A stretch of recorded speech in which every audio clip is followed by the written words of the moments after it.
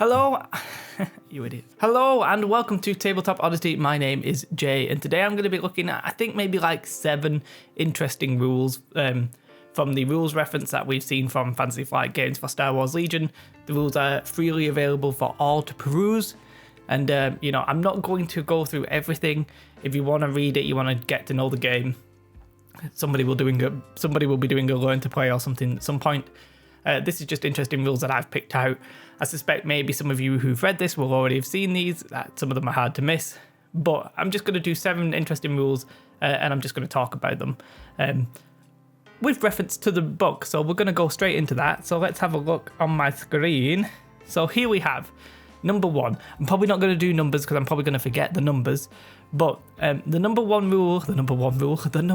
interesting rule. No, my first rule is basically that if you are attacking with multiple weapons and they're all attacking the same unit, then every dice in that attack pool is affected by the keywords of that attack. So the key example here is that if a weapon that has blast keyword contributed a dice to the attack pool, then the results from that dice in the attack pool all ignore the defender's cover, which is what blast does. But that would be the same, say, for impact. Let's say one of your infantry troopers has the weapon that's really good against vehicles. It's got impact 3. Well, that, and if all of your normal dudes shoot at that, they all can use that impact 3. Now, you can obviously, it's only impact 3. You can only change 3 of the hits to crits, but you might get more use out of it if all of your attacks are shooting the same unit and getting those interesting keywords.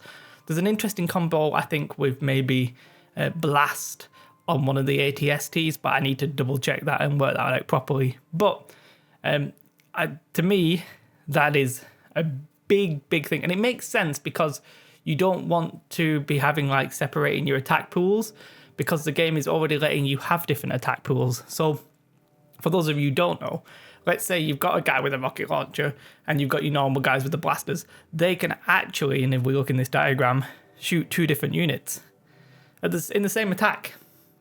So it's not like one attack. When I say same attack, I mean like same activation. It's not like one turn and then another turn. And in this example here, the rocket launcher doesn't give impact against with the infantry troopers, so the green ones don't get it and the orange one does. Makes perfect sense. But if they all attack that one, then they would all get impact, which is pretty damn interesting, I think.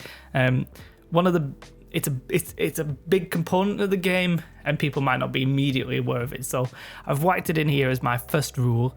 But let's have a look at number 2. Number 2, you can have multiple aim tokens. Now you might be thinking, well, that's fair enough. You can take, maybe Leia can give you an aim token and then you can take an aim action. Or, maybe Luke Skywalker can take force reflexes and then take an aim action. Yep, that's true. You can do that. That's fine. What's very, very interesting about this is that in the same turn, you can actually roll you can use multiple aim tokens. So let's say you've got 2 aim tokens.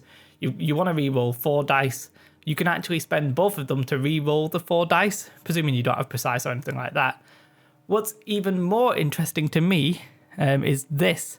Let me just find it so it's a little bit more accurate. If a unit has multiple aim tokens, that unit can choose to spend each subsequent aim token after determining the results of re-rolls granted from a prior aim token. You can re-roll a re-roll. I mean, in many games, I think like X-Wing and 40k, that kind of thing, you can't go re-rolling re-rolls. In this game, if you've got multiple aim tokens, you definitely can. And the same applies to dodge. You can have multiple dodges and you need to use them all at the same time in the dodge case, but you can spend more than 1 dodge token to get rid of more than 1 dice.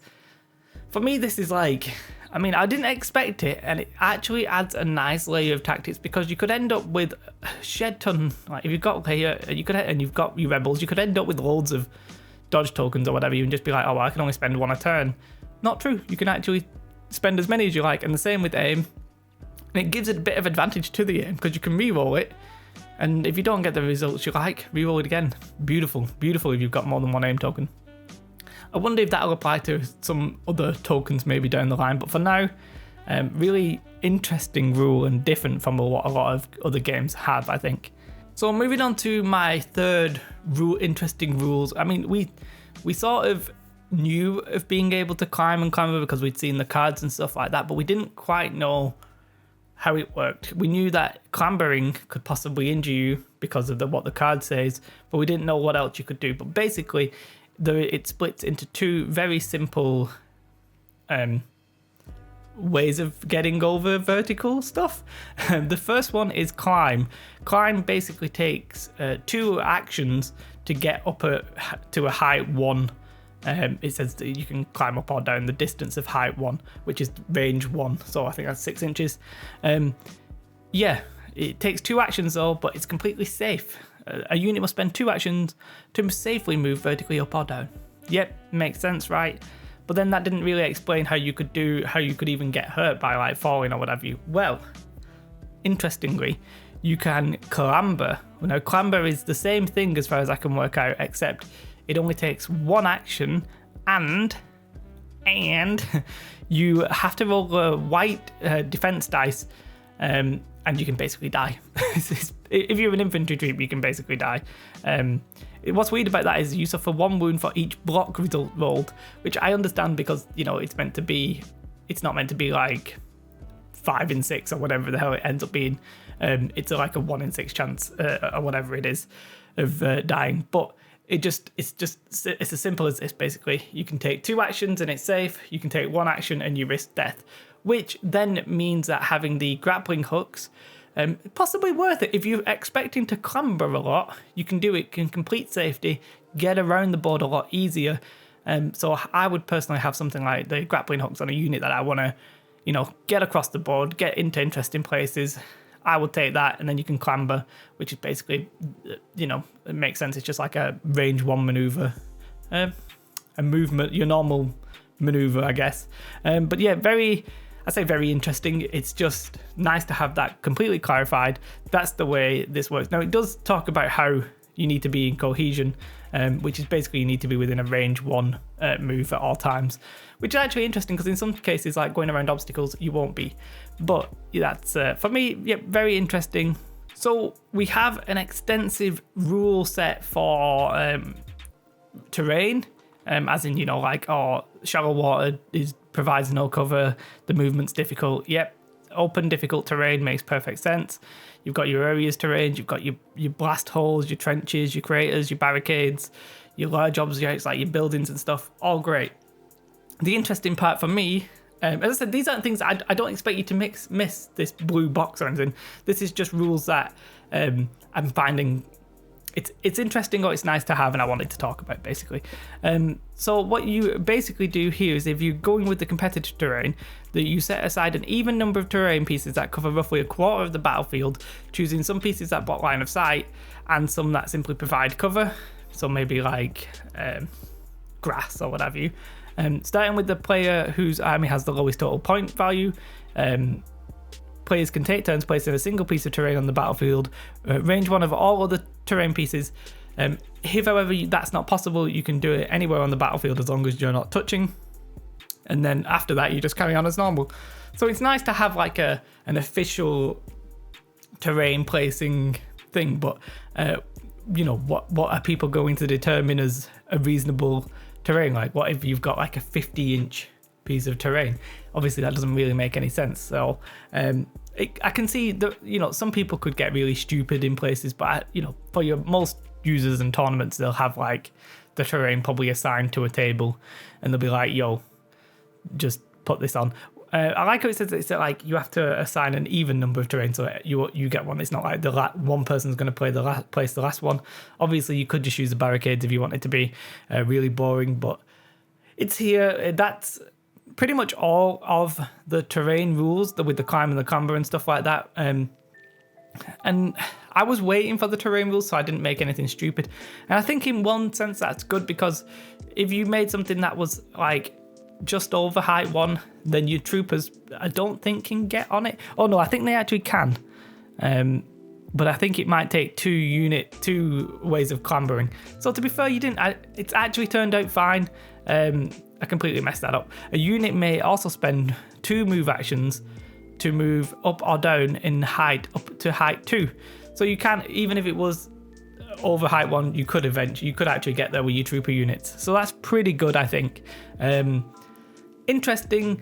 I'm pretty happy with the actual rules of it. I would have liked something where you got a bonus for being like height 1 above your enemy, but I don't think that's in here. Another little rule that I find interesting, it's the fact that they've put some keywords in here that we haven't seen before, like unhindered, you're not slowed by difficult terrain. And I think there might be 1 or 2 others. I mean, we've seen sort of like sharpshooter and stuff like that on future units, but it's nice that they're putting a little bit in here that's, you know, an indication of what will come. Who knows what would have unhindered, but it's nice just to see it nonetheless. So I was talking about the cohesion had to be a range 1 legal maneuver. That box there just shows it. It says number 1 is because you can make a legal speed 1 maneuver. I keep saying range 1, it's speed 1. Do apologise. But number 2 isn't, even though he's technically touching like a range 1 area, he can't actually do that maneuver because of this random ass object. So for me, yeah, I like that. It makes it a little bit more tactical. You're not going to be able to just shove people out the way without, you know, like in little nooks and crannies or whatever. You've got to be legit. But the reason I'm on this page is actually because of the command cards. Now, for me, the interesting thing here is that a player must take, you must include 2 1-pip cards, 2 2-pip cards, 2 3-pip cards, and the standing order card. You don't get a choice. You know what I mean? That actually is fully required. And I sort of didn't expect that. I thought they'd let the mini game be a little bit more dynamic than that, especially like in the future when you have more commanders. I thought they might just be like, yeah, maybe you have to take standing orders, because it turns out standing orders is required once you can't play any other cards and stuff like that. But the others being required to take those specific number of pip cards, meh. I mean, I'm not really bothered about that as a rule. It's just I find it interesting that you need to do that. There is one extra thing in this phase, or in the related to the commander, which is basically you. So let's say you've got Vias and Darth Vader. You play a command card that's generic. You have to pick one of them to give orders from. You can't give orders from both. Now, you're probably able to use your courage for panic, I guess, but for giving orders specifically, you've got to pick one at the start when you start issuing your cards, which I think is here. It says this: starting with the player who has priority, each player nominates a friendly commander and issues orders with that commander. If you play like a Darth Vader card, obviously Darth Vader has to use that card. There is no alternative, which, you know, pretty interesting. It makes it so you can't, it's a little less dynamic. You can't just change that on the fly. But yeah, pretty happy with that as well. One last thing, I mean, that was, I think, hopefully 7 interesting rules that I spoke about there. I do not understand the wording of Guardian. To me, it seems so complicatedly written, and there doesn't appear to be like just a basic version of what it is. I really hate it. I just wanted to say that. But other than that, yeah, I'm pretty happy with most of the rules in the rule book. Everything that I've looked at, I'm like, I don't see anything and be like, oh, that's going to be terrible. I know there are people aren't happy with, like, maybe if grenades, everybody gets, well, if you have a unit of 5 and they all have it and it has impact 1 and they all have a grenade upgrade, then it's impact 5. They think that might be a little bit overpowered. Yeah, there's a few quirky things. I'm sure we'll get like FAQs and erratas and all that kind of thing. So I'm not too worried about it. I'm more happy about the game overall being pretty succinct. That sounds like a legitimate word. And pretty concise, without too much nonsense going on. The game is pretty much what we thought it was always going to be. Nothing dramatic has changed, and I'm pretty happy with it. Very excited about it. This video was I just wanted to be like, yo, I have read these. These are some things I would like to talk about. There's a lot more in here for sure, but these were just like 7 things that I picked out that I really wanted to just come on and be like, yo, I think these are important. So Let me know your thoughts. Have you had time to digest the rules now? I think it's been 5 days maybe ish. I don't know, it depends. And let me know, have you spotted anything that you really like, anything that you really dislike, anything that you think will be abused?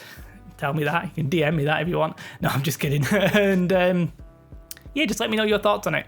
We'll probably do more and more videos on this. I'm a little bit unsure where to go. I don't necessarily want to do like a basic guide, especially without the miniatures. So that doesn't seem relevant right now.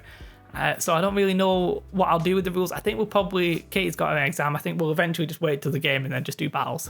I think that's probably the plan. But if anything crops up, like we get an FAQ or anything, obviously I'll come back and let you all know. So yeah, let me know your thoughts. If you do like this video, do like, subscribe. Have a most beautiful day. Goodbye. Bye, guys.